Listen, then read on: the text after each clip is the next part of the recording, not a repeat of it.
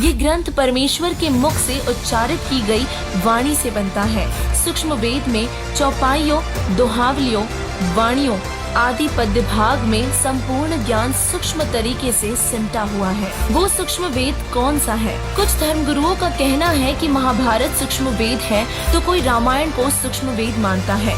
कुछ लोग श्रीमद् भगवत गीता जी को सूक्ष्म वेद का नाम देते हैं। अगर इनके विषय में कहा जाए तो बात सीधी व स्पष्ट है कि ये सूक्ष्म वेद हो ही नहीं सकते। सूक्ष्म वेद की विशेषताओं में हमने जाना कि उसमें सभी धर्मों का ज्ञान समाया हुआ है, जबकि महाभारत में केवल द्वापर युग तक का ही ज्ञान है, तो रामायण में त्रेता युग तक का, और श्रीमद् भगवत गीता तो चारों वेदों ऋग्वेद, यजुर्वेद, सामवेद व अथर्ववेद का सारांश है। इसमें वेदों से अलग व पूर्ण परमात्मा की प्राप्ति का ज्ञान नहीं है, तो ये तीनों ग्रंथ ही सूक्ष्म वेद नहीं हो सकते। और इसीलिए सूक्ष्म वेद की विशेषताओं को देखते हुए हमें भी उस रहस्यमय वेद सूक्ष्म वेद की जानकारी हुई।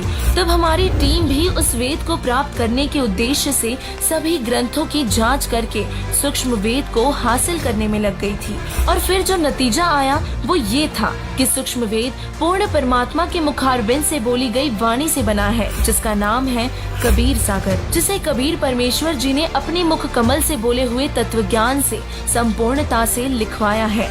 धर्मदास जी के माध्यम से कबीर सागर की रचना पूरी करवाकर परमेश्वर अपनी लीला करके चले गए थे।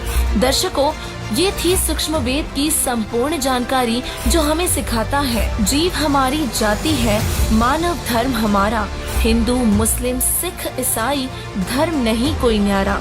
वर्तमान में सूक्ष्म वेद का भेद खोलने के लिए परमात्मा के भेजे हुए तत्वदर्शी संत रामपाल जी महाराज जी ही वो अधिकारी संत हैं जो सूक्ष्म वेद का भेद खोलने में सक्षम है। परमात्मा प्राप्ति के लिए तत्वदर्शी संत की शरण ग्रहण करना बहुत जरूरी है, अर्थात जितना जल्दी हो सके तत्वदर्शी संत रामपाल जी महाराज जी की शरण ग्रहण करें और अपना कल्याण करवाए। धन्यवाद।